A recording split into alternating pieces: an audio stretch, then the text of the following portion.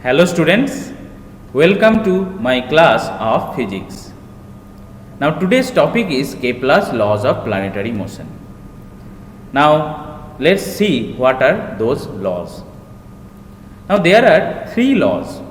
So first law tells the planet moves around the sun is elliptical path where the sun is at focus. So this is one elliptical path and a planet is revolving around the sun and sun is at this focus point.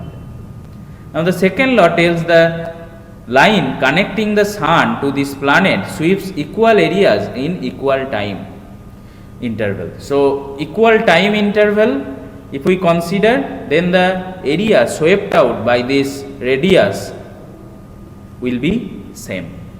Okay.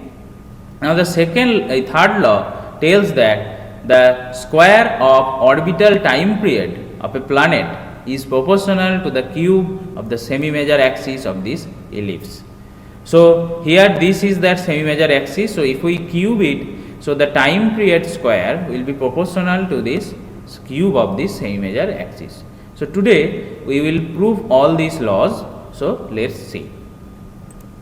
So to prove the first law, you have to know what is the equation of motion of a particle when it is moving in a orbit or a plane curve. Okay, so if you consider a particle which is moving in a particular path which is a straight line, then the acceleration, direction of acceleration will be along this line, right? You know that. But if it is a curve, then in that case the acceleration you have to consider a general form, and in this general form there will be a radial part and there will be a angular part. So here the radial part you can see, this is the radial part, r double dot minus r theta dot square, and this is the angular part, that is r theta double dot plus 2 r dot theta dot. So if this is the particle and it is moving in a particular curve, in that case you have to consider this both part of the acceleration. Okay, now as this is a central force and you know the central force direction will be along that radial direction. So here this is the radial direction and the unit vector is r1, and this is the unit vector and the angular direction. So the central force direction will be along this r1, you know that. Now here we will equate this left side form and the right side form component wise, then we will get these two. Okay, now using the second equation, here we are doing a simple mathematical trick. We are dividing by r, then we will get this, and this is basically d dt of r square theta dot. So this part r square theta dot will be constant, that we are writing here as h. Okay, so in the next slide you will see when we will discuss the second law, there you will see I am writing this constant as L. So I am writing this because in many books, in different books, this constant is written differently. So to avoid confusion, I am using a different form. So this constant you can write anything, but in different books normally it is written either L, capital L, or H. Okay. Now what we will do, we will use this form to write down this differential equation. So this is basically a second order differential equation where it is a mixed kind of differential equation. There is r, there is theta, right? Now to write down in terms of r only, this equation will help us. How? So theta dot is basically h by r square. Now here theta dot square will be h square by r to the power 4. Now here we will get h square by r cube, because this is the equation. Okay. Now this differential equation in terms of r is little bit difficult to solve, because there is this fr here is here, and we have to use this form, use the form of fr. We will use in the next slide, you will see what type of form we are going to use. But we have to know this and we have to solve this differential equation. It is little bit difficult to solve. So for that we will change the form. How we will change the form? We will use a different parameter instead of r.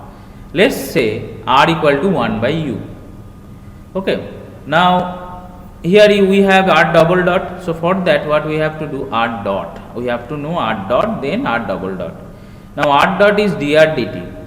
Now this r is basically a function of theta in general if we consider a curved path.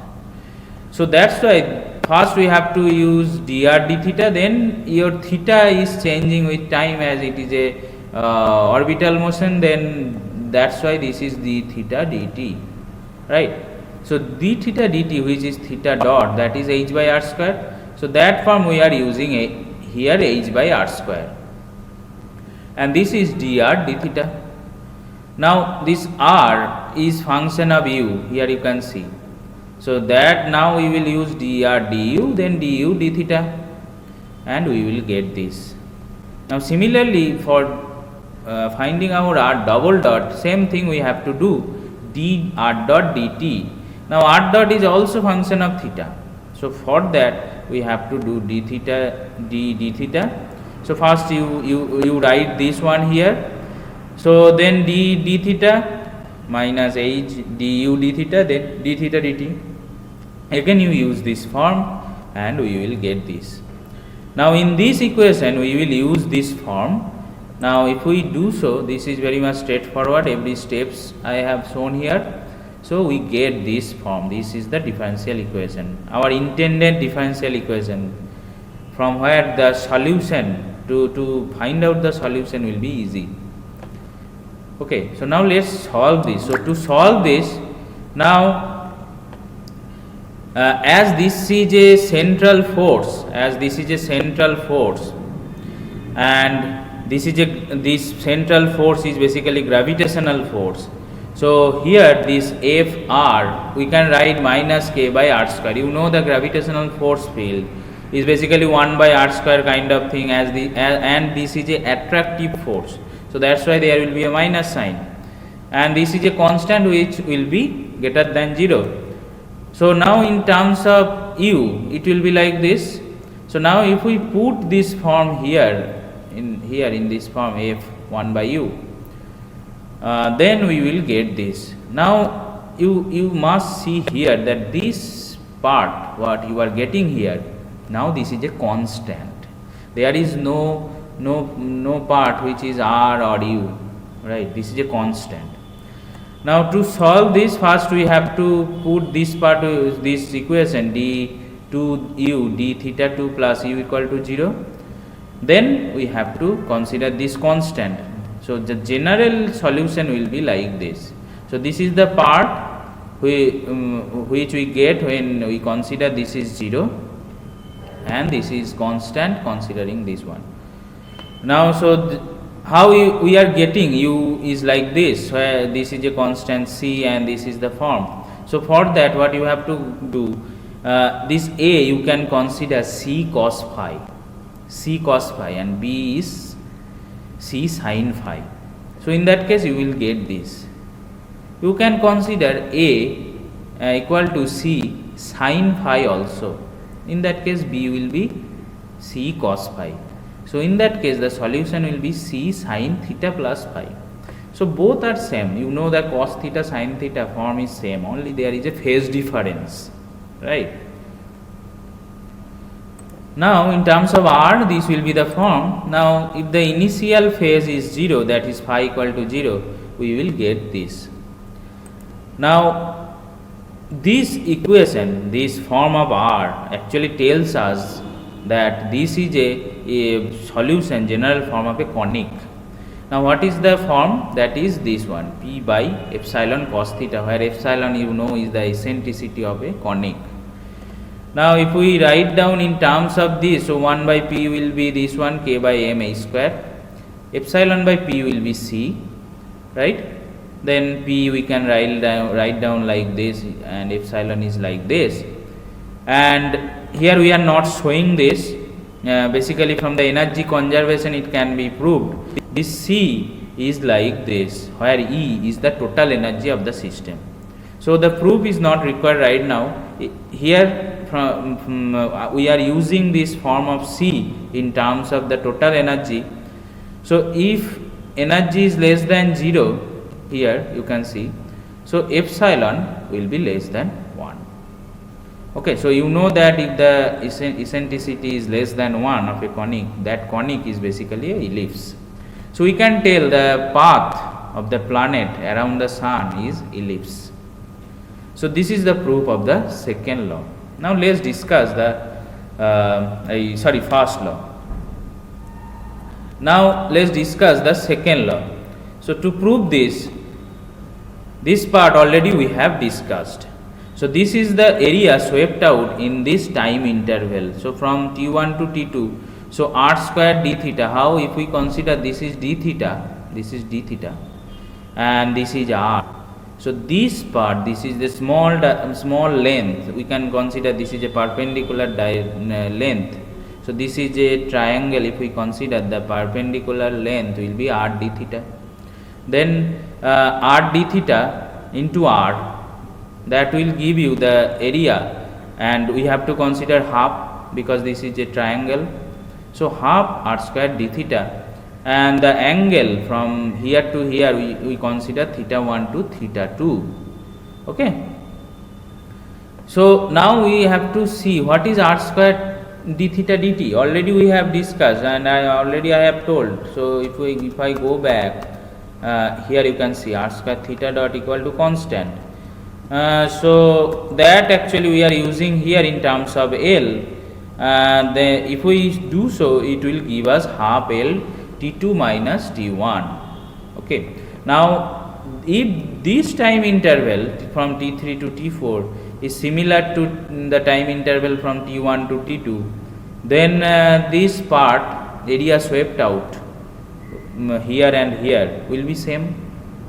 So this is actually the second law, right? This is actually the second law. Second law tells the area swept out by the line connecting the sun and the planet in equal time interval will be same.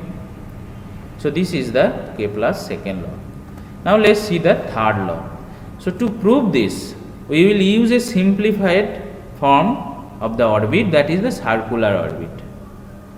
So we are considering a planet is revolving around the sun in a circular orbit, and here you know the centripetal force will be equal to the gravitational force.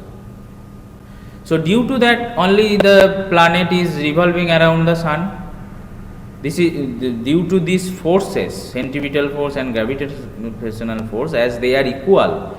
That's why the planet is in equilibrium path, equilibrium orbit, right? So the small mass is the mass of the planet and capital mass is the mass of the sun. Now if we put omega equal to 2 pi by t, then we will get t square equal to 4 pi square by gm, then r cube. So this is a constant, so we can tell t square proportional to r cube. R is the radius of the circular orbit. Now in general for elliptical orbit we can tell from here, from this equation, t square proportional to r cube, that will be t square proportional to a cube, where a is the semi major axis of that ellipse. So this is the proof of third law. Okay. So today I am ending here. Thank you for attending this class. See you in the next class.